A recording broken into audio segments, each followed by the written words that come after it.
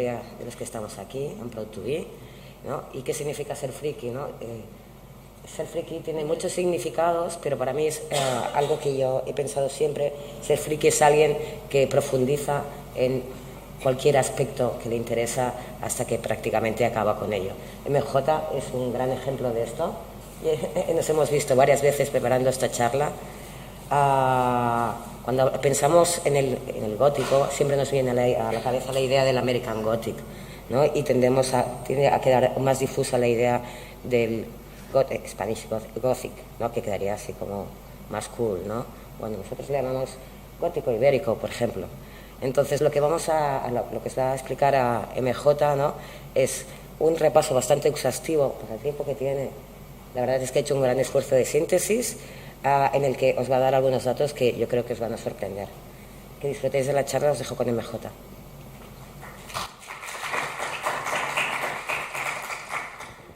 Bueno, muchas gracias, Marta. Muchísimas gracias a todos por venir. Sé que es muy pronto, sé que ayer estuvisteis por la convención, que visteis muchas charlas interesantes, que igual os fuisteis de fiesta y que es difícil que estemos todos con las neuronas completas esta mañana. Yo voy a intentarlo, espero que no me tengáis en cuenta si cometo algún error, pero creo que es una buena manera de comenzar la charla es empezarla con entusiasmo. Por eso os he presentado un vídeo que no sé si lo conoceréis, pero lo he escogido porque es muy representativo del tema del que vamos a hablar hoy, que es la literatura gótica. ¿De acuerdo?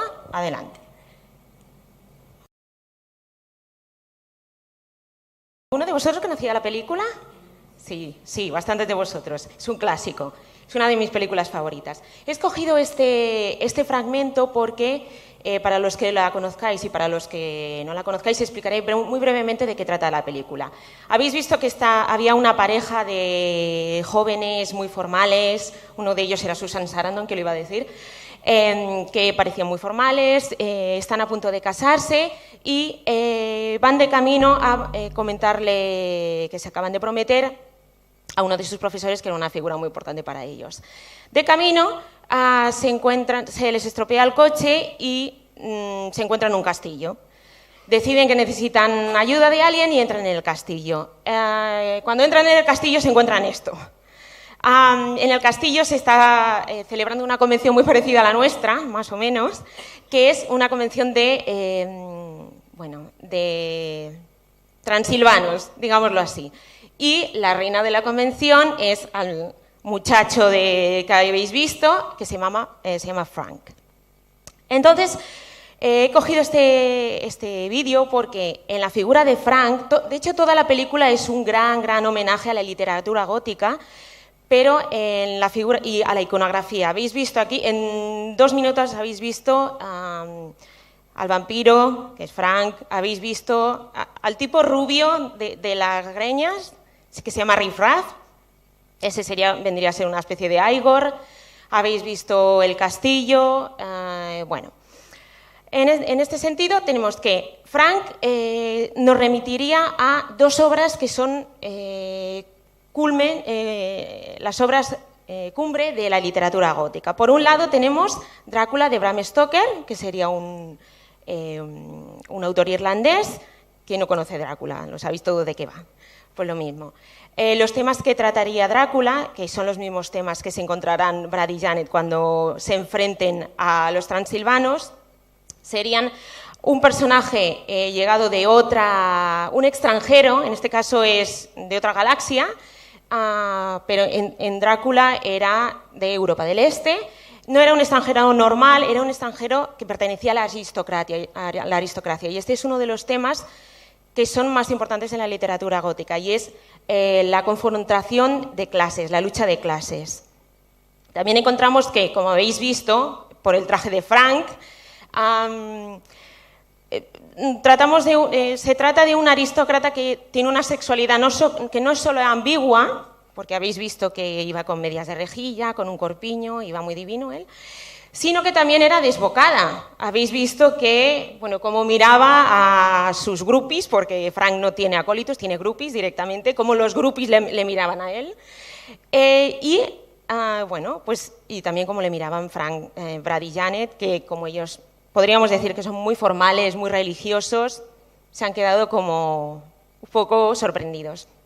Por un lado, tenemos obra básica de la literatura gótica, Drácula de Bram Stoker sería irlandés. Por otro lado, como encontramos que Frank es un hombre muy polifacético, en el vídeo nos dice que está creando algo. Frank es un mad doctor, es un científico loco.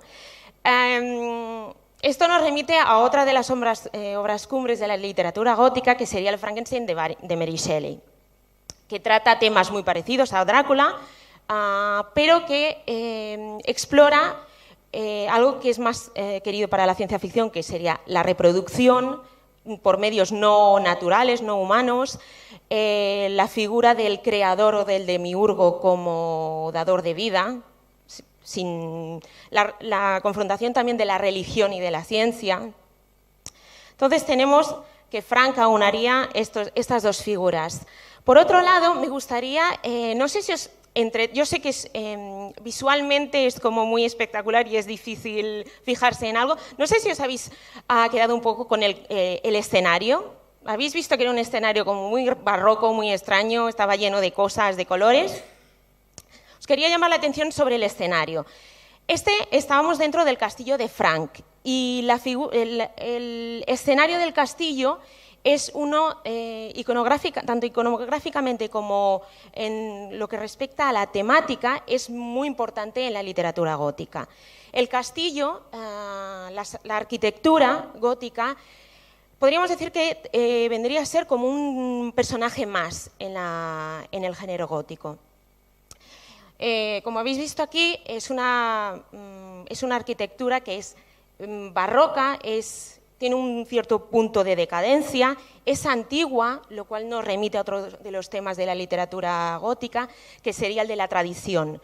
Una tradición que está en decadencia, una tradición que se opone a la modernidad. Si os habéis fijado, Brad y Janet vendrían a representar la pareja de clase media normalitos, son normalitos Brad y Janet.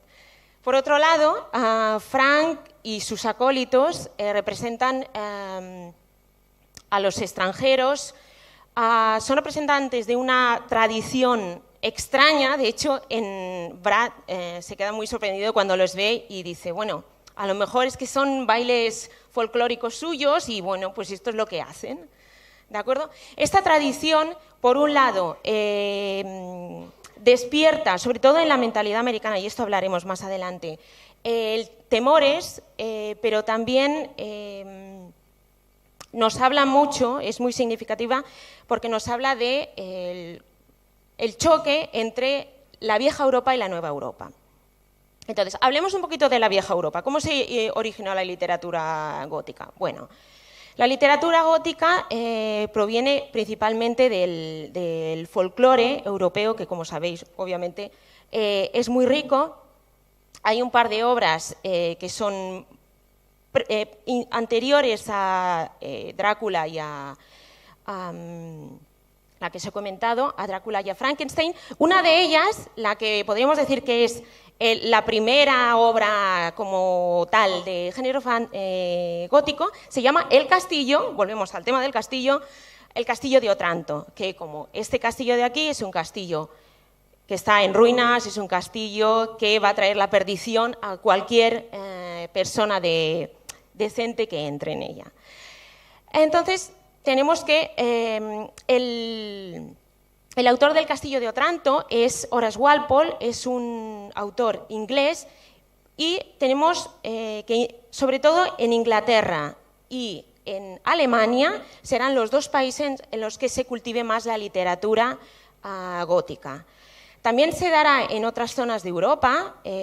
También hay una obra muy curiosa que se llama el manuscrito escrito en Zaragoza, que consta de dos partes, la escribió un polaco, Jan Potocki, pero una parte se publicó, la primera parte, si no recuerdo mal, en San Petersburgo, y la segunda parte en París.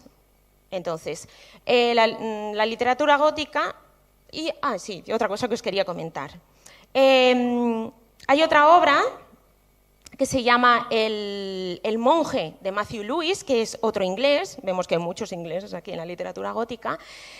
Y es una obra importante, tanto esta como el manuscrito escrito en Zaragoza, porque el escenario de ambas obras es España. En el Monje estamos hablando de un convento en el que pasa de todo. Todo lo que os podáis imaginar pasa en ese convento. Están los monjes salidos, están los fantasmas de las monjas que no se sabe lo que les pasó. Bueno, por ahí está también la Inquisición española. Bueno, en el manuscrito escrito en Zaragoza, que era de Jan Potó, que ya os lo he comentado, también es una serie de relatos fantásticos que se parecería a los cuentos de Canterbury. Los personajes van dando historias que son fantásticas y bueno, tiene lugar en Zaragoza. Y volvemos a encontrarnos los mismos personajes que formarían parte del escenario español, y eso es algo muy curioso. Bueno, os he hecho una pequeña. He hablado de los orígenes de la literatura gótica, ahora vamos a cruzar el charco, Estados Unidos de América. Tened en cuenta que en Estados Unidos de América, si tenemos que compararlo a los estándares europeos, se trata de países muy jóvenes. Eso significa que su literatura, su tradición literaria es relativamente reciente. Y que los escritores, a la hora de ponerse a escribir, han tenido que mirar referentes, sobre todo referentes que por la lengua les fueran fáciles, ¿no?, de asimilar. Por eso, la literatura americana, sobre todo la del siglo XIX, se miró en el espejo de la literatura gótica inglesa, sobre todo, para extraer temas. ¿Cuál es el personaje? Seguro que lo conocéis todos. El autor más famoso de literatura gótica americana, Edgar Allan Poe, por supuesto.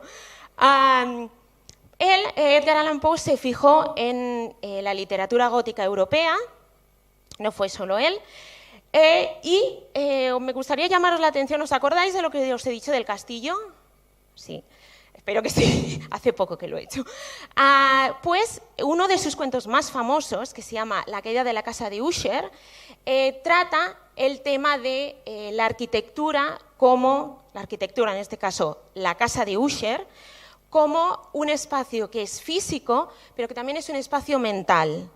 Es un espacio, en ese cuento, y de hecho, no os quiero hacer un spoiler, no os haré un spoiler sobre The Rocky Horror Picture Show, pero el final de la película tiene mucho que ver con la caída de la casa de Usher.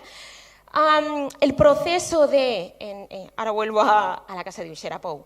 El proceso de desintegración de la identidad del protagonista corre en paralelo a la desintegración de la arquitectura, al hundimiento de la casa. Es algo que también hemos visto. Si alguno de vosotros ha visto una película que se llama La cumbre escarlata, de Guillermo del Toro, bebe mucho de la casa de Usher, ¿de acuerdo?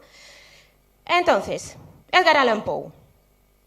Una figura muy importante. Pero Edgar Allan Poe, aparte de ser, es representativo de un tipo de literatura gótica americana. Porque esto es una clasificación, que no me gustan mucho las clasificaciones, pero bueno, para facilitar las cosas, que es personal. Pero diríamos que el gótico americano, y estamos hablando de muy en general, habría como dos vertientes. Por un lado, tendríamos el gótico, la literatura gótica de Nueva Inglaterra, y por otro lado tendríamos la literatura gótica del sur. Comparten temas muy parecidos.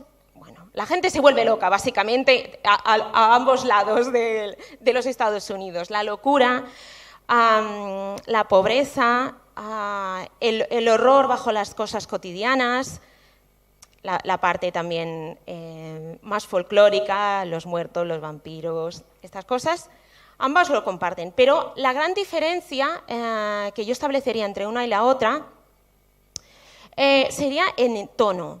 Mientras la literatura de Nueva Inglaterra sería más conceptual, estoy pensando en Lovecraft, habla de un terror que no es tan físico, sino que es un terror más psicológico. Y tened en cuenta una cosa, la literatura gótica se basa en el terror, en el miedo. Puede ser el miedo a lo desconocido, puede ser miedo puede ser un miedo, ahora me sale la palabra en castellano, al mestizaje. Esto es algo que se ve especialmente en la literatura gótica del sur, porque ahí había plantaciones, había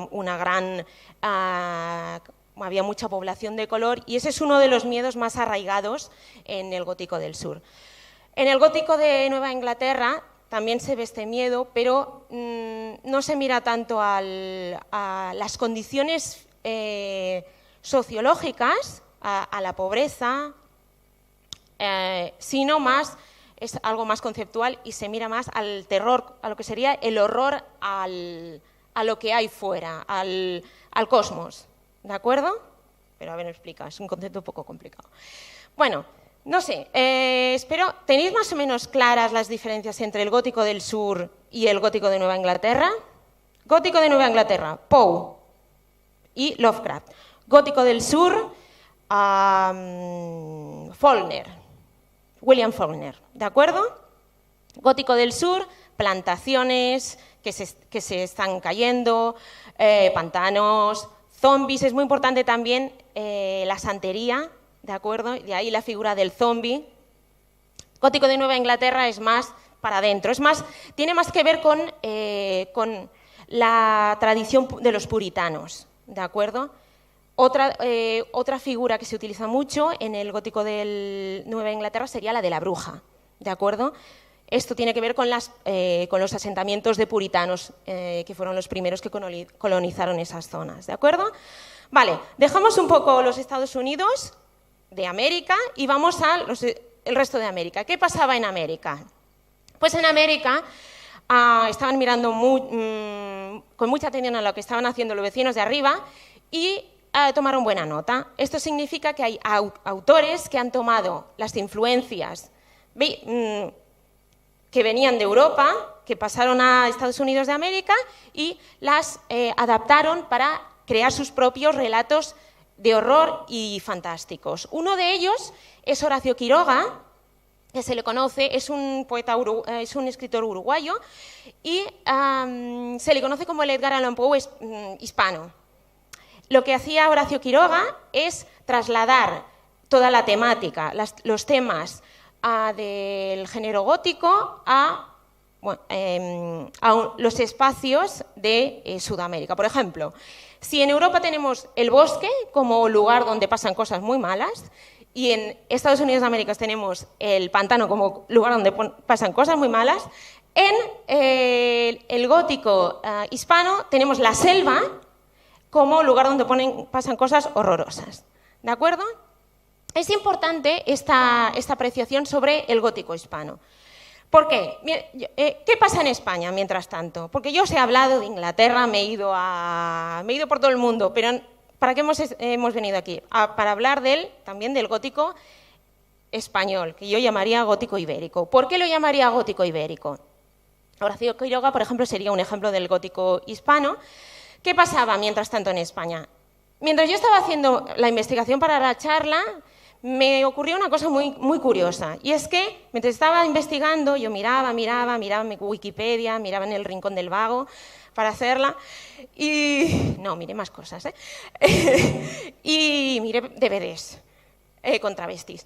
Entonces, bueno, ¿qué pasó? Me ocurría algo muy sorprendente, y es que no encontraba obras, o no era capaz de encontrar, mira que soy bibliotecaria, no lograba encontrar obras que pudiera definir como gótico español, hecho en la península ibérica.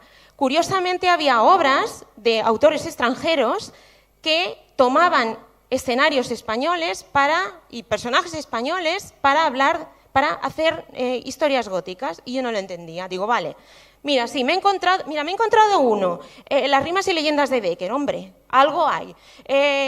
También me encontré unos cuentos fantásticos de Pío Baroja, pero aparte de eso, o no lo supe encontrar. Entonces yo empecé a pensar, esto es muy raro.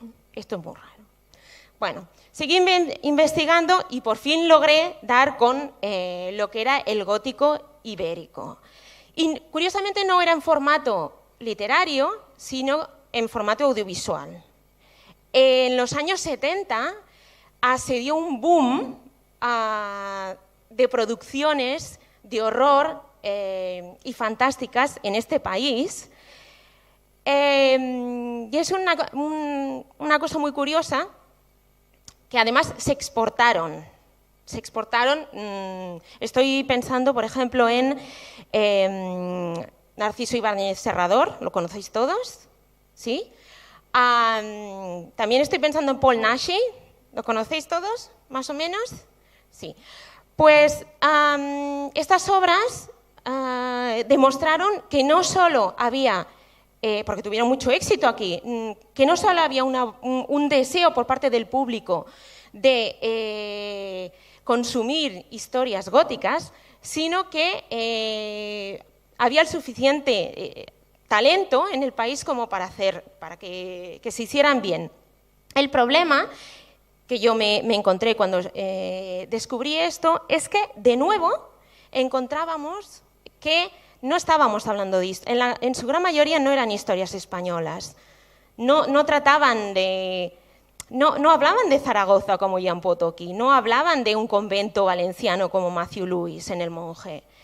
Hablaban, la gran mayoría de estas películas, por ejemplo, Paul Naschy tiene un personaje, su personaje icónico, que es el conde Daninsky, no me acuerdo cómo se llama. Bueno, sí, creo que es el conde Daninsky. Bueno, es un personaje que ha sido súper icónico, que no solo ha sido icónico para el cine de horror español, sino que ha trascendido fronteras. De hecho, yo hacía poco estaba leyendo que Quentin Tarantino alababa a Paul Naschy. Pero aún así, su personaje era un conde europeo, de Europa del Este. No era el conde, le ponemos un nombre muy castizo, el que vosotros queráis. Bueno, esto tiene un motivo de ser. El primero es una cuestión de producción. Para estos creadores, y sabéis que en España es muy difícil hacer cine, es muy caro hacer cine, resultaba mucho más fácil hacer pasar estas obras como si fueran obras inglesas, como si fueran obras americanas, porque eran mucho más fácilmente exportables. Aún así, a mí había algo. Yo encontré mi respuesta y dije, ya estoy feliz con mi respuesta. Pero había algo que no me decía, ¿es suficiente esta respuesta como para no encontrar prácticamente género gótico en España? Pero español. Yo creía que no me quedé satisfecha con esta respuesta. Y entonces di con una respuesta que creo que nos puede ser interesante. Voy a poner ahora un vídeo, un segundito, espero que vaya bien. Segundo. ¿Necesitaría ayuda de alguien igual? ¿Esto ha muerto? ¿Se ha aburrido de la charla? Bueno, el caso, yo soy igual raro. El caso es que también os quería comentar algo, me va el pelo que no funcione esto, porque este pequeño boom, que tampoco duró mucho, duró hasta los años 80, del cine de horror español, tuvo una segunda ola, le podríamos llamar una segunda ola, a principios del año 2000, con obras como Los otros, de Alejandro Amenábar, o El laberinto del fauno. Pero quiero llamar la atención sobre dos cosas. Los otros no deja de ser una adaptación de Otra vuelta de tuerca, que es una obra de un escritor inglés que ahora no me acuerdo cómo se llama. Henry James, muchas gracias. Y esto por un lado. Volvemos a lo mismo. No estamos hablando de historias con personajes de aquí, sino que pasan por ser, creo que eso tenía lugar en una isla o algo así, en una isla de Inglaterra, una isla pequeñita. Y por otro lado, espera, os he dicho, Amenábar, sí. Amenábar no es español.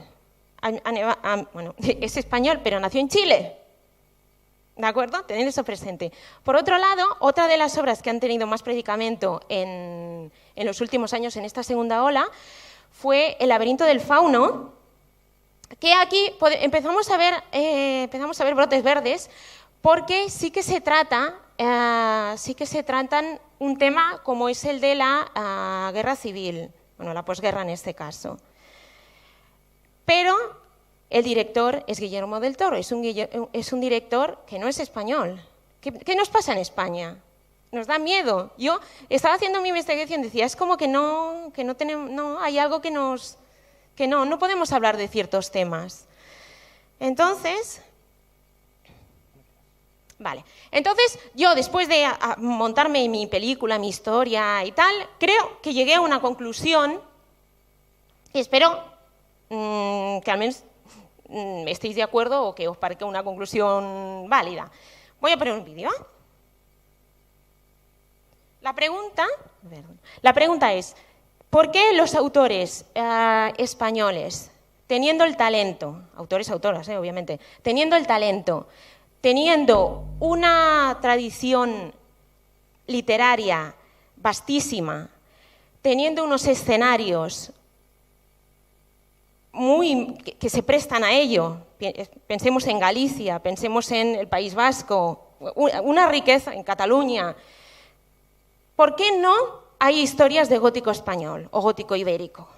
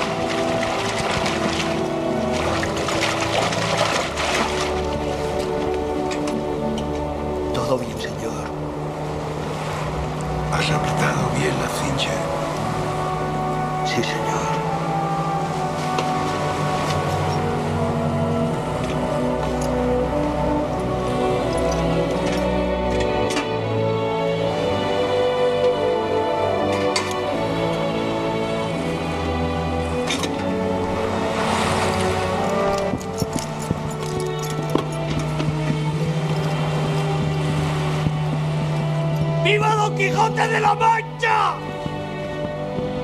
¡Viva por siempre Dulcinea! Donde quiera que esté, quien quiera que sea.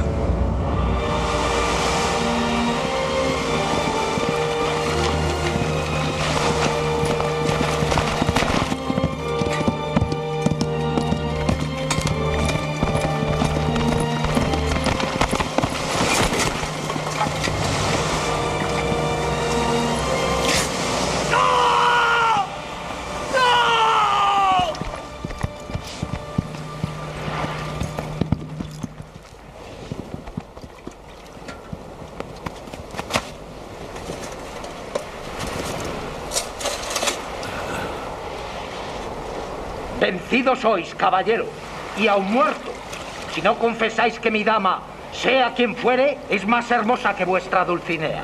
Bien se ve, señor, que no conocéis a Dulcinea. Si la hubierais visto. Ay, si la hubierais visto. Responded de una vez o muertos sois. Dulcinea del Toboso es la más hermosa mujer de este mundo. Y yo, el más desdichado caballero de la tierra. Apretad esa lanza y acabad con mi vida. No haré yo nada de eso. Pero por la orden de caballería que profesáis, os exijo que os retiréis a vuestra casa y permanezcáis allí 1 año sin salir del lugar. Así se hará, señor. Así se hará.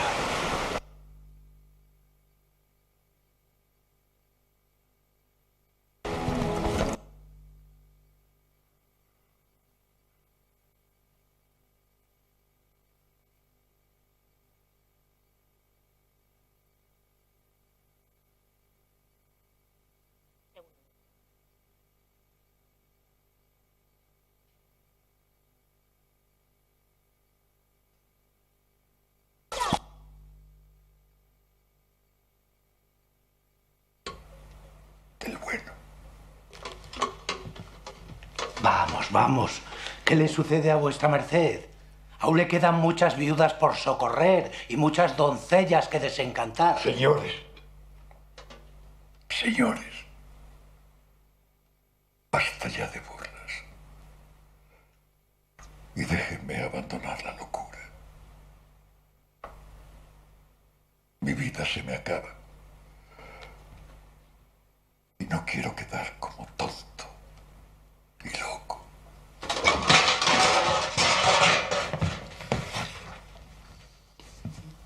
No se muera vuestra merced, mi señor. Que la mayor locura es morirse sin más ni más, sin que nadie le mate. Cállate, Sancho, que nadie te ha preguntado. Sancho, hijo, perdóname por hacer que tú también parezcas loco. Siento que la vida se me va muy aprisa. Quiero confesarme.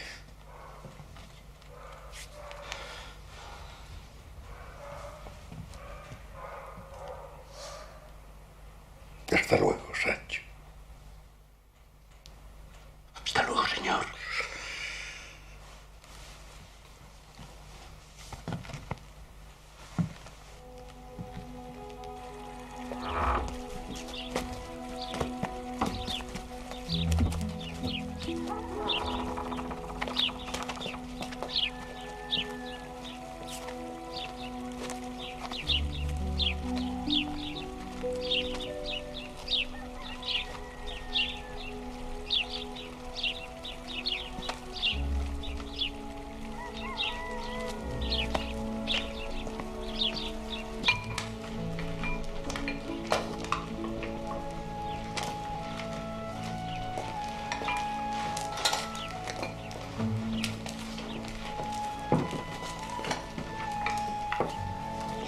¿Y es bueno ser caballero andante, eh?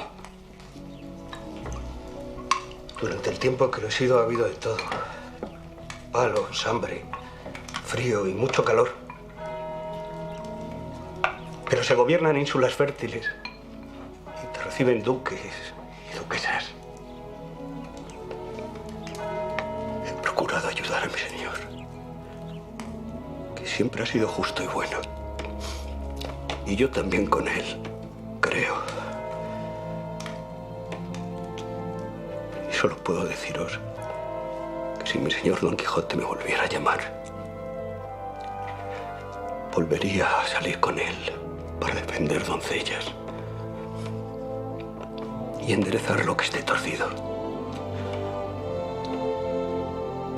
Y que se preparen los encantadores y los que hacen daño a las viudas y a los débiles.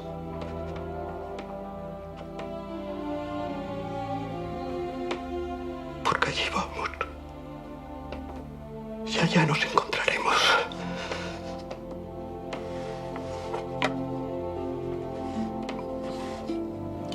Y ahora comeros la sopa.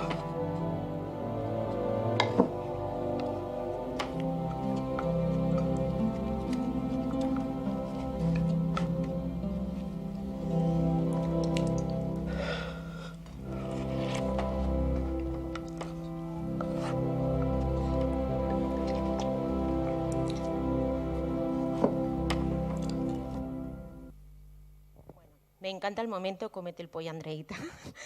Cómete la sopa. Bueno, para mí esta es la respuesta.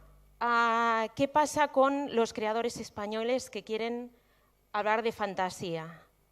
Se les tilda de locos, se les llama tontos, pero no me gustaría acabar esta charla, porque ya estamos llegando al final, con un mensaje negativo, sino todo lo contrario, porque la derrota de Don Quijote es solo aparente. Cientos de años después seguimos cogiendo el libro y queremos irnos con él como Sancho, a desfacer entuertos, a creer en encantamientos, en molinos que son gigantes. Y yo creo que, de hecho, todas las personas que han abierto un libro de literatura fantástica se sienten un poco como Don Quijote. A veces poco comprendidos, a veces denostados incluso, pero yo creo, me quedaría con que, de hecho, no somos tontos ni locos, sino que compartimos su grandeza. Muchas gracias a todos por venir.